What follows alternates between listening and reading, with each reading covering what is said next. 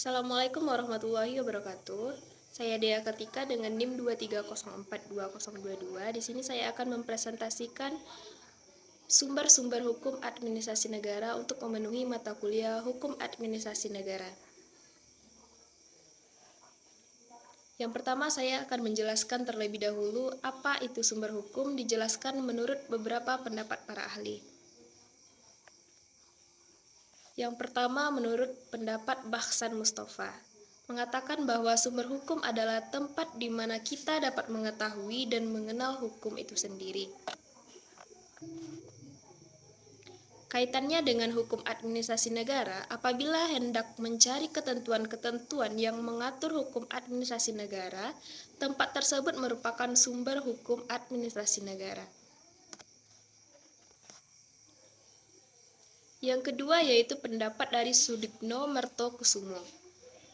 Sudikno mengatakan bahwa hakikat sumber hukum yakni tempat di mana kita menemukan atau menggali hukumnya, atau tempat di mana ditemukan hukum, yakni hukum yang mempunyai kekuatan mengatur dan memiliki sifat memaksa dan untuk ditaati.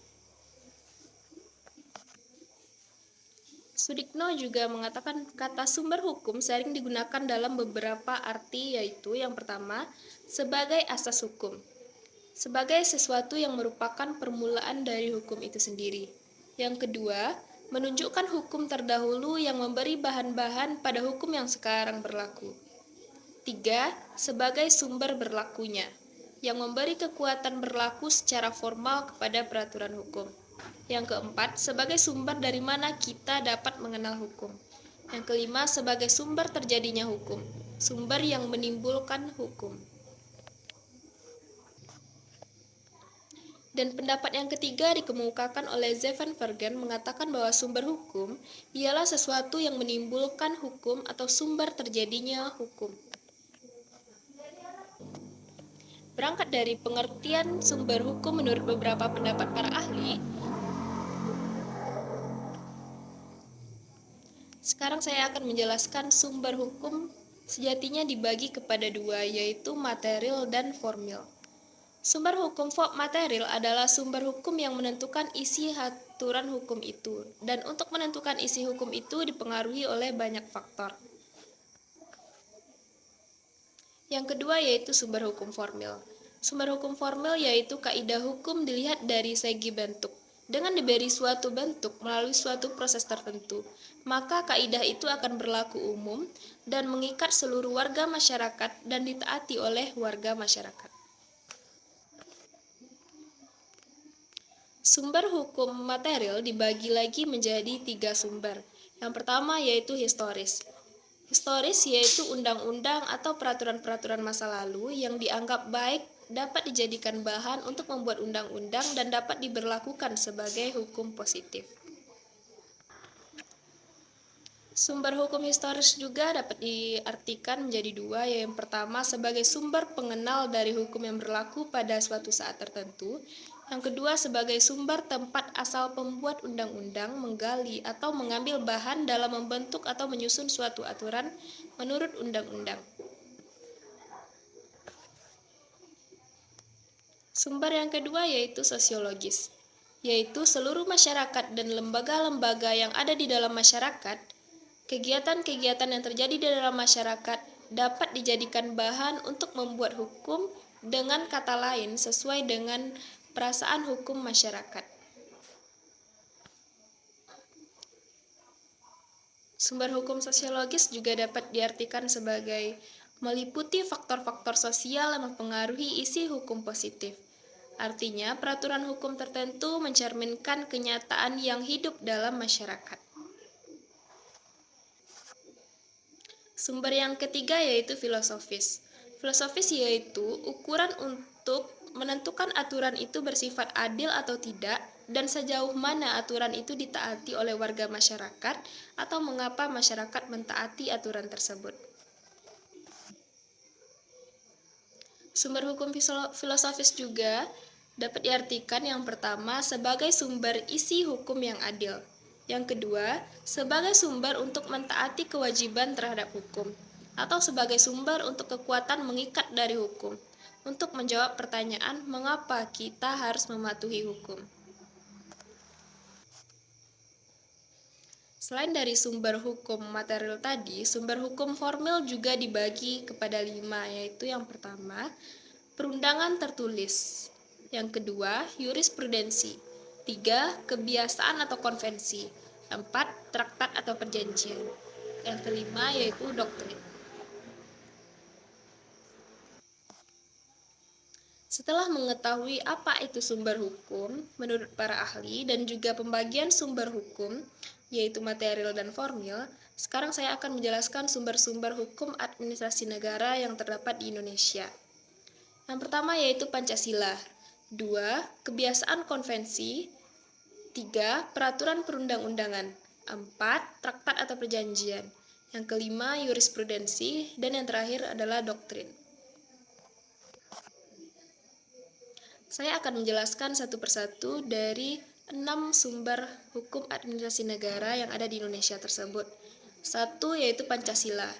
Nilai-nilai Pancasila harus menjadi landasan dan pedoman membentuk dan menyelenggarakan negara, termasuk menjadi sumber dan pedoman dalam pembentukan peraturan perundang-undangan. Di dalam pasal 2 Undang-Undang Nomor 12 Tahun 2011 dikatakan bahwa Pancasila merupakan sumber dari segala sumber hukum negara. Berarti Pancasila juga menjadi sumber dari segala sumber hukum administrasi negara. Pancasila dikatakan sebagai sumber hukum administrasi negara, itu yang dimaksud bahwa Pancasila itu menjadi sumber semangat abadi bagi penyelenggara negara, para pelaksana pemerintah. Hal tersebut dapat dipahami karena semangat tersebut penting bagi pelaksanaan dan penyelenggaraan negara. Karena masyarakat senantiasa tumbuh dan berkembang seiring berkembangnya zaman dan dinamika masyarakat.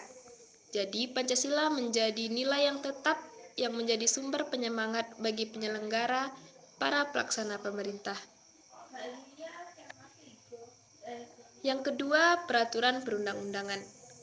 Contoh dari peraturan perundang-undangan ini yaitu Undang-Undang Dasar 1945, Undang-Undang, Perpu, Peraturan Pemerintah, Peraturan Presiden, Peraturan Daerah Provinsi, Peraturan Daerah Kabupaten Kota, dan berbagai macam ketentuan-ketentuan lainnya. Yang ketiga, kebiasaan atau konvensi. Contohnya yaitu kebiasaan para administrator dalam setiap membuat keputusan, mereka saling menambahkan kalimat akan dilakukan perbaikan sepenuhnya apabila di kemudian hari ditemukan adanya kesalahan. Kalimat tersebut tidak ada dalam aturan hukum administrasi negara di Indonesia. Tetapi itu sudah menjadi kebiasaan, sudah menjadi kelaziman bahwa setiap surat keputusan harus diakhiri dengan kalimat tersebut. Yang keempat, jurisprudensi. Manfaatan jurisprudensi atau putusan pengadilan sebagai sumber hukum administrasi negara secara umum didasarkan adanya kesesuaian pendapat atas pendapat-pendapat hakim yang terdahulu. Jadi pertimbangan-pertimbangan yang digunakan hakim terdahulu diterapkan oleh hakim yang lain dalam kasus yang sama dengan kasus yang ditangani oleh hakim yang sekarang. 5 adalah traktat atau perjanjian. Ialah perjanjian yang dibuat antara dua negara atau lebih yang mengatur sesuatu hal. Yang terakhir yaitu doktrin. Pemanfaatan doktrin sebagai sumber hukum dalam administrasi negara sangat membantu pengembangan hukum administrasi negara. Pada prinsipnya, hukum administrasi negara tidak boleh statis dan harus selalu berkembang dari masyarakat itu sendiri.